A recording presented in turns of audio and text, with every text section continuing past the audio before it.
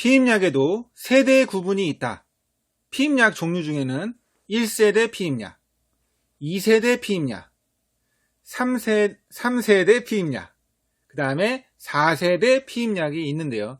자, 1세대 피임약은 최초에 개발된 피임약인데 에스트로겐, 그러니까 에스트라디올 함량이 많이 높았어요. 피임 효과를 얻기 위해서 함량을 높이다 보니까 부작용이 심했는데 혈전이 생긴다든지 아니면은 심근경색이 생긴다든지 아니면은 유방암 위험이 높아진다, 이런 부작용들이 있었기 때문에 지금은 생산이 되지 않는 약이 1세대 피임약입니다. 그래서 지금은 2세대 피임약, 요런 약들, 2세대 피임약들이 이제 시판이 되고 있는 거죠. 2세대 피임약은 에스트라디올 함량을 낮췄죠.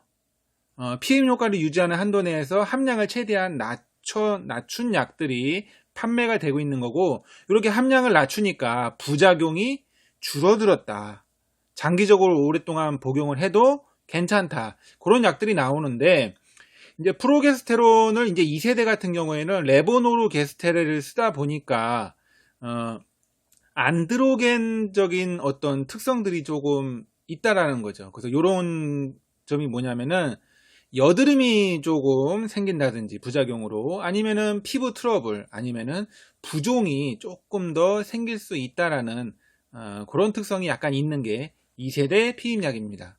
그런데 2세대가 나쁜 것만은 아닌 게, 이게 좋은 점이 있어요. 좋은 점이 뭐냐면은 혈전 생성의 위험성은 가장 낮다.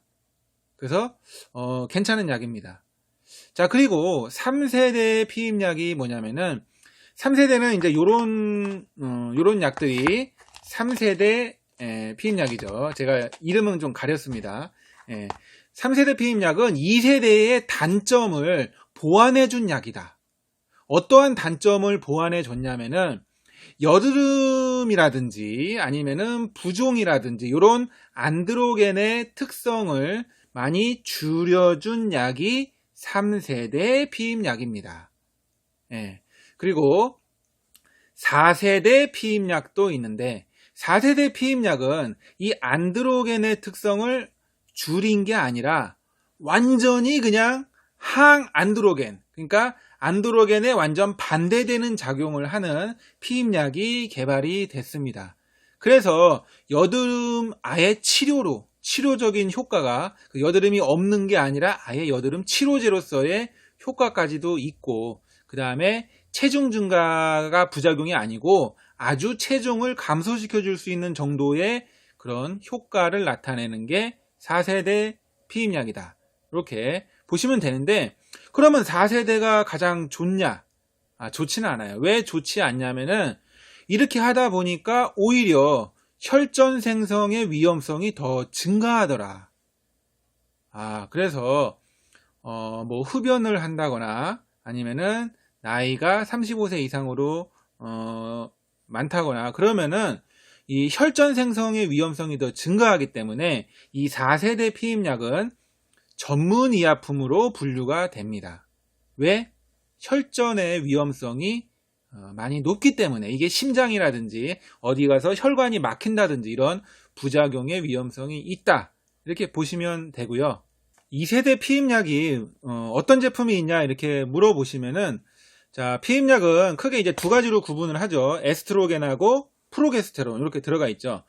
에스트로겐이 그 0.02mg 들어가고 레보노르게스테르이 0.01mg 들어간 게 에이리스, 그렇게 있고요. 2세대 중에서.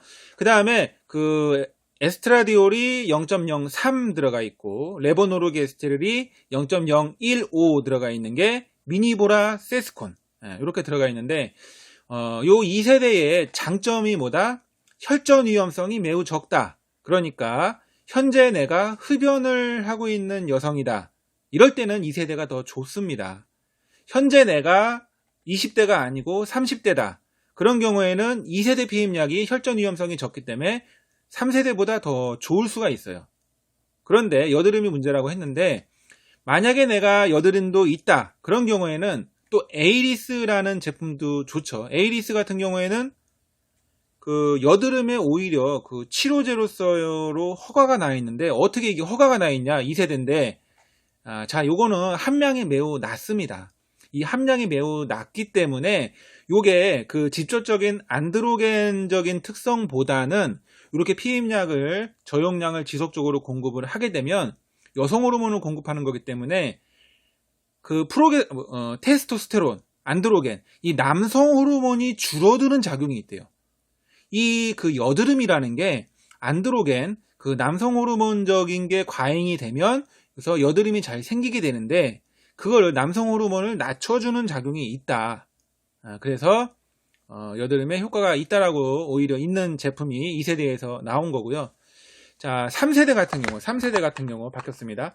3세대 같은 경우는 데소게스테렐이라는 프로게스테론을 사용을 하는데요. 이 제품이 머시론, 보니타, 이런 약들이죠. 보통 우리가 피임약으로 무난하게 쓰기가 좋은 약이다. 이렇게 저는 평가를 하고 있고요. 자, 3세대 중에서 또 하나 다른 게 뭐가 있냐면은 게스토덴이라는 그 프로게스테론을 사용을 하고 있는 피임약들이 있습니다. 이런 피임약들은 멜리안, 센스리베, 마이보라, 미뉴렛, 이런 약들이죠. 이런 약들의 특장점이 있어요. 뭐가 특장점이냐면은 요 게스토덴이라는 프로게스테론을 이렇게 사용을 하니까 사이클 관리에 매우 좋습니다. 사이클이라는 게 뭐냐면은 생리가 불규칙해요. 내가 피임 목적으로 피임약을 먹는 게 아니고 내가 생리가 불규칙해서 이 불규칙한 거를 아주 규칙적으로 잘 조절을 하고 싶다. 요럴 때 쓰기 좋은 게 3세대의 게스토덴. 그 다음에 또 한 가지 좋은 게 내가 생리를 미루고 싶어요. 왜 미루고 싶냐면은 무슨 여행을 간다거나 아니면은 어떤 목적에 의해서 내가 생리를 연장하고 싶다. 그럴 때 피임약을 생리 일주일 전부터 먹게 되면은 다 연장이 됩니다.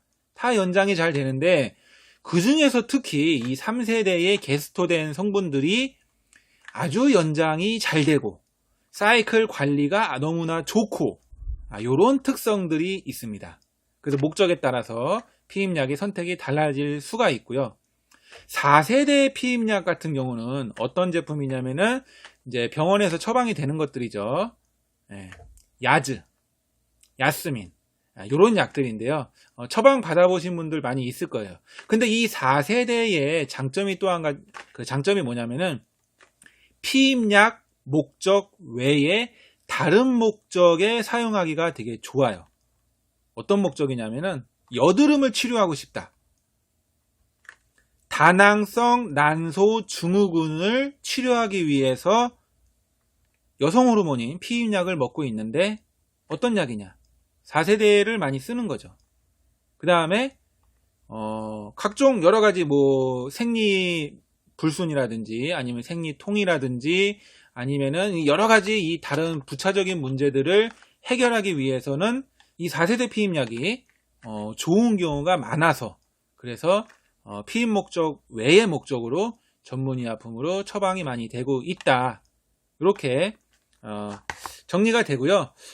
다시 한번 정리를 하면은 1세대, 2세대, 3세대, 4세대가 있는데 1세대는 안 쓰는 거고 2세대는 혈전의 위험성이 매우 좋고 안전한 약으로 이렇게 평가를 할 수가 있고 그 다음에 3세대 중에서 데소게스테렐을 쓰는 피임약들은 그냥 무난하게 막 쓰기에 좋고 그 다음에 3세대 중에서 게스토덴이라는 약을 그런 피임약을 사용을 할 경우에는 사이클 관리, 생리 미루는 거 이런 특성들이 훨씬 더 좋다.